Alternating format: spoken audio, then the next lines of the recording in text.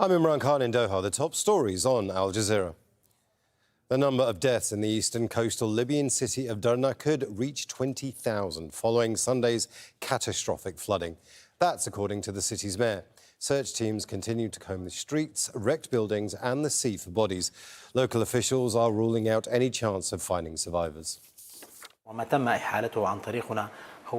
We've confirmed around 5,300 deaths so far, and that number is likely to rise much more due to the lateness of the rescue operations.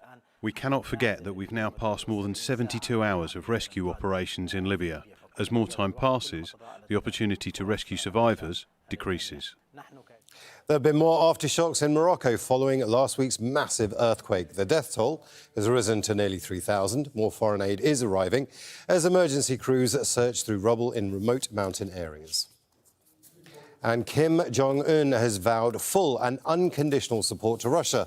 North Korea's leader held talks with President Vladimir Putin at a Russian space launch facility on Wednesday. Jong Un is later expected to visit an aircraft factory and go and see the Russian Navy's Pacific Fleet.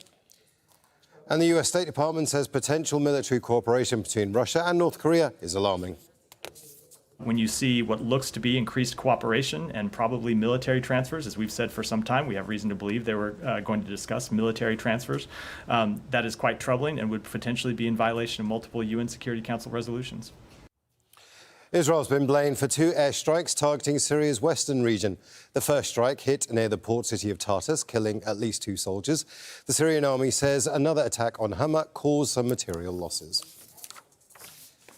And at least 7 people have been killed in renewed fighting between rival factions at the largest camp for Palestinian refugees in Lebanon.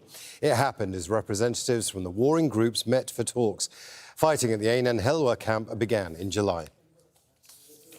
And nearly 300,000 members of auto workers' unions in the US and Canada are threatening to go on strike from midnight on Thursday. The United Auto Workers Union says that wage increase offers from the 2 biggest car companies in the US are not enough. Both sides are still locked in negotiations.